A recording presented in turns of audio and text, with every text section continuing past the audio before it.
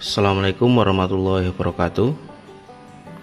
Berjumpa kembali bersama Griyo Android, channelnya teknisi handphone. Bagaimana kabarnya sedulurku?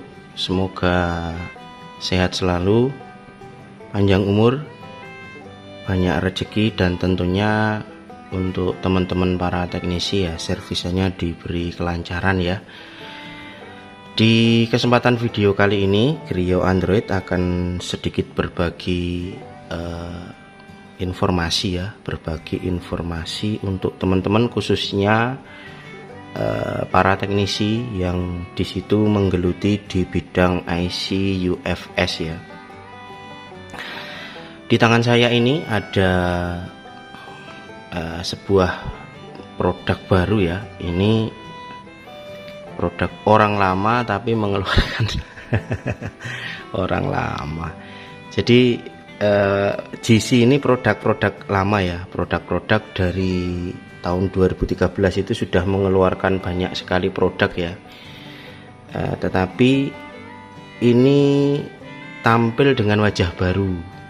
Di sini di tahun akhir 2023 kemarin mengeluarkan sebuah produk yang namanya produk U5 ya. Kalau dari track recordnya, untuk GC sendiri ini biasa main atau banyak bergelut atau banyak terjun di repair pada iPhone ya. Dari 2013 di situ untuk start mulai dari iPhone 6s. 2017 keluar produk namanya Pro 1000, 2018 P7, kemudian P8, P11, 2022 kemarin mengeluarkan V1s Pro ya. Kemudian di akhir tahun 2023 mengeluarkan dua produk P15 dan U15.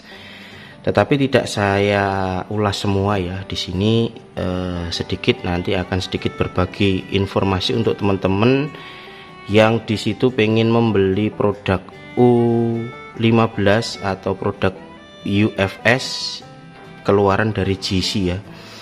Ini barang saya dapat dari Om Safrul Ponselmat ya. Ini alhamdulillah saya dapat harga murah. Ini di kisaran harga 6.350.000 ya untuk GC ini. Adapun kelengkapannya di paket pembeliannya, GC sendiri akan mendapat sebuah BGA seperti ini ya. BGA, kemudian akan mendapatkan sebuah apa ini, power cut ya. UFS power cut ini penghubung yang nantinya kalau teman-teman mempunyai box GC sendiri, ini pemakaiannya seperti ini ya. Nah, seperti ini ke adaptor 5 volt boleh, atau langsung dicolok di komputer, di USB nya komputer ya. Kemudian di sini ada satu lagi di sini, ini nanti sebagai penghubung ya. Ya, ini ke komputer juga. Secara desainnya kurang lebihnya ya seperti ini ya, mewah ya. Kalau untuk desainnya sangat mewah, desain mewah. Kemudian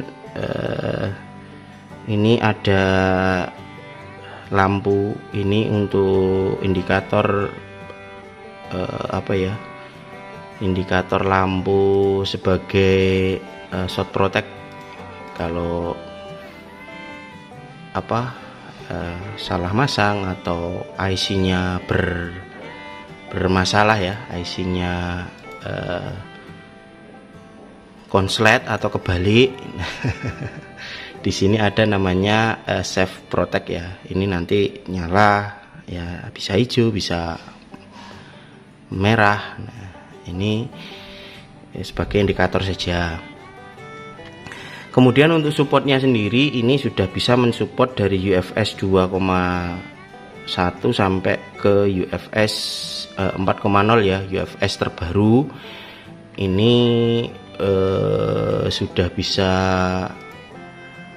untuk BGA 297, BGA 153 dan BGA 254. Masangnya seperti ini ya, tergantung teman-teman nanti kalau misalnya mau pakai BGA 254 ya tinggal dinaikin seperti ini ya, tanda panahnya di sini. Kemudian ini dicolok seperti ini. Ini bisa disetting auto atau kita bisa setting manual. Kalau untuk konektivitas sendiri ini sudah support di USB 3,1. Perbedaannya apa? Nah, tentunya kan teman-teman nanti pasti akan banyak yang mempertanyakan seperti itu ya. Perbedaannya apa Om kalau sudah support di USB 3,1?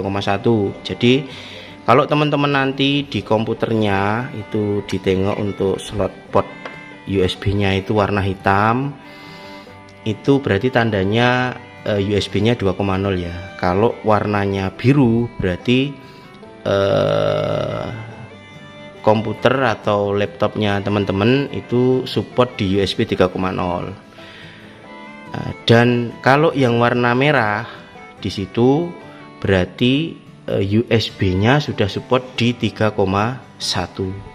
Tentunya semakin menggunakan USB yang tinggi untuk GC ini tentunya ya penulisan baik itu pembackupan data atau penulisan data tentunya akan sangat berpengaruh. Komplitan sudah, kemudian supportnya IC sudah, kemudian untuk support softwarenya ya tentunya support software saat ini baru sebatas support di Write File Official. Kalau untuk officialnya ya Write Support File Official untuk Qualcomm ya, untuk Qualcomm. Jadi untuk MediaTek masih belum support, atau file Samsung Exynos untuk MD5 TAR juga masih belum support untuk penulisan file officialnya. Kalau untuk penulisan file untuk ekstensi binarinya itu bisa by per path atau user path atau bisa full dump, sama seperti kayak UV, sama seperti kayak ACG Tech Plus. Jadi bisa menggunakan file official ataupun menggunakan file ekstensi binary atau dump. Nah, tetapi masih sebatas kalau untuk file official itu di chipset Qualcomm. Kemudian untuk support softwarenya ini bisa melakukan read write config descriptor ya. Untuk read write config descriptor ini ya lebih mudah, tapi masih sebatas hasil backup punyanya IC tersebut ya. Kalau IC itu kan misalnya backupnya SanDisk dituliskan ke Samsung juga masih oke, masih jalan ya. Tapi kalau untuk GC ini masih saat ini masih belum support. Hasil backupnya ya itulah yang nantinya dituliskan.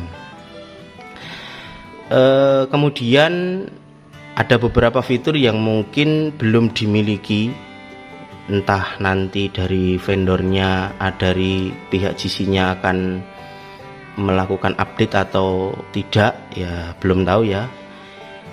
Beberapa fitur yang belum dimiliki termasuk yang masih sangat fenomenal, yaitu yang masih dimiliki sama si EasyJet, yaitu untuk unlock OTP atau untuk melakukan enable deskriptor ini masih belum support. Jadi untuk OTP masih belum support. Kemudian untuk penulisan file official MediaTek dan Exynos untuk MD5 TAR juga masih belum support. Kemudian ini juga masih belum bisa melakukan firmware update pada UFS. Ini juga masih belum bisa. Mungkin ada teman-teman yang nanya, lah kalau EasyJet itu sudah bisa, tapi fungsinya untuk apa? Mungkin kan seperti itu ya.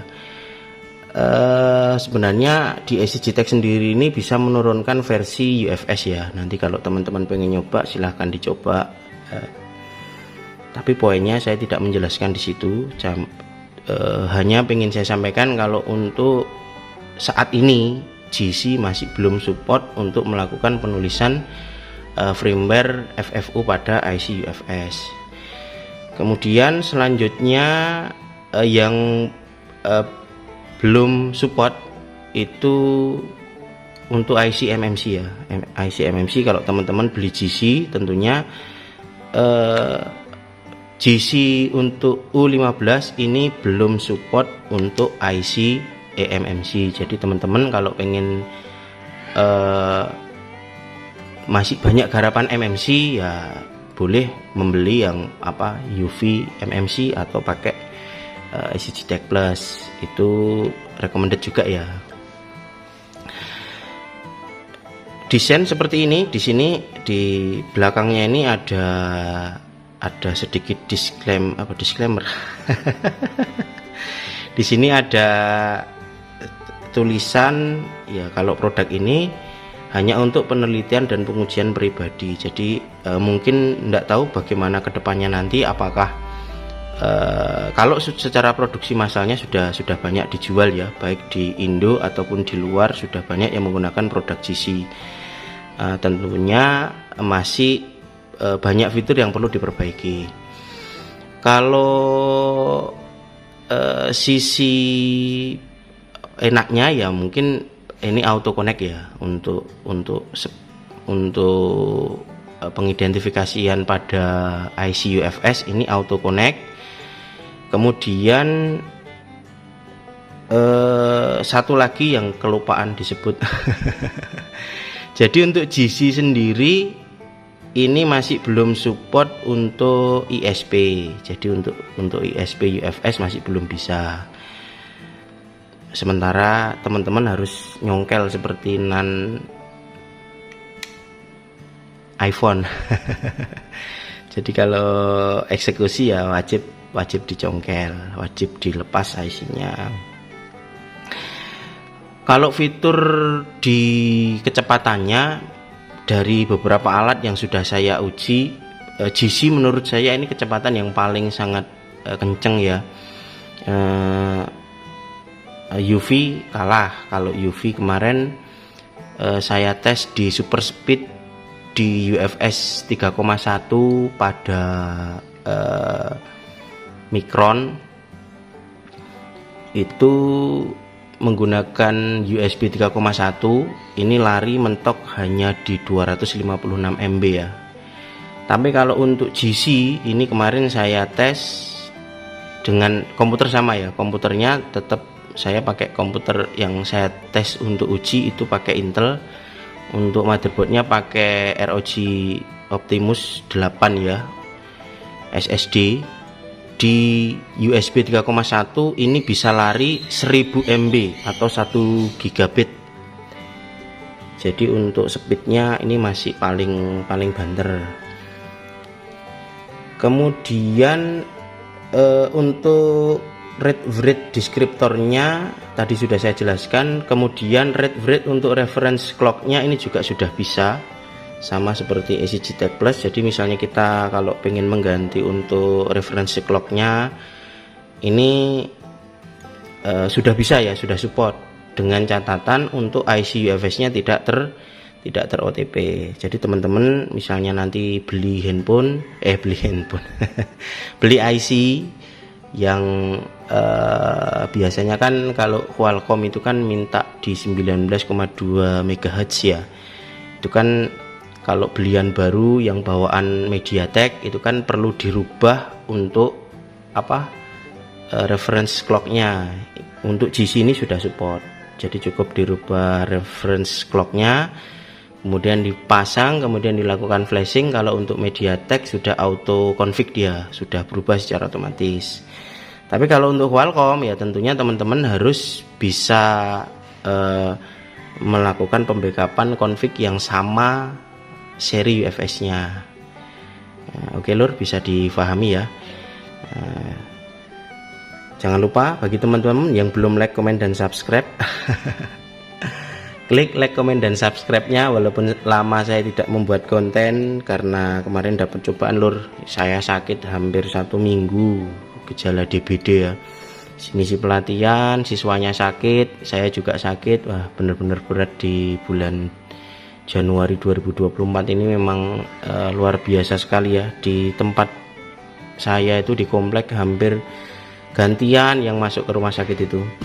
Kembali lagi ke GC, bagi teman-teman yang pengen membeli GC ya, ini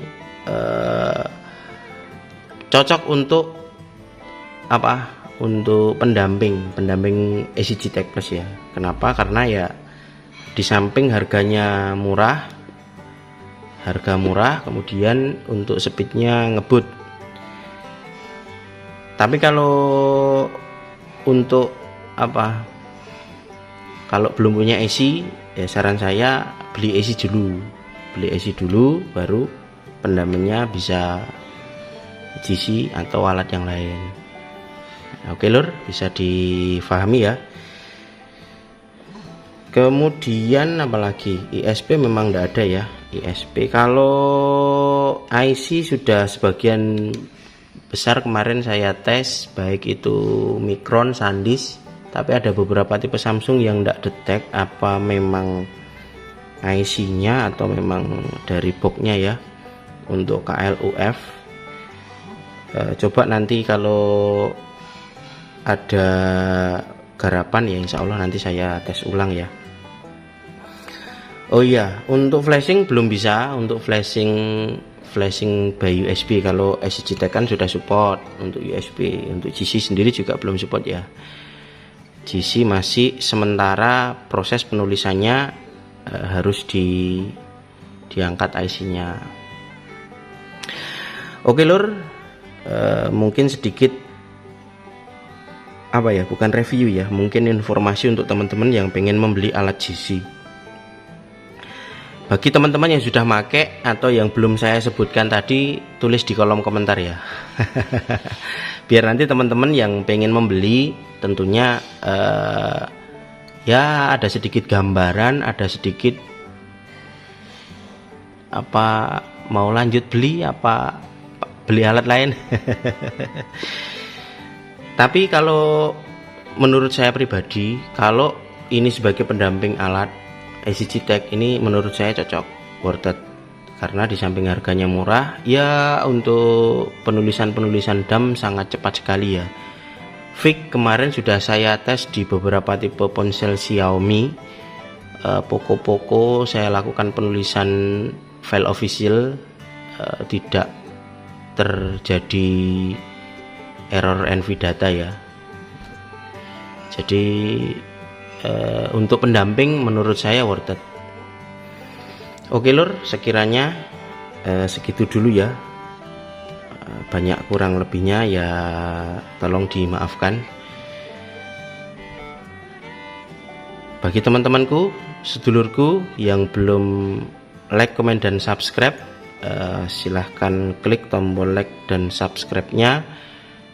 Bila ada yang perlu ditanyakan silahkan tulis di kolom komentar ya lur. Selalu pantengin channel Griyo Android, channelnya teknisi handphone, dan saya ucapkan permohonan maaf untuk teman-teman para subscriber yang mungkin mengirimkan garapan, ternyata masih ada beberapa yang kepending ya. Insya Allah akan segera saya kirim. Ini insya Allah sudah masa pemulihan, sehat badannya. Insya Allah saya start untuk kirim-kirim barang yang masih belum saya kirim. Oke lur, sekiranya saya cukupkan, terus pantengin terus channel Griyo Android. Monggo disimak terus videonya, jangan di skip.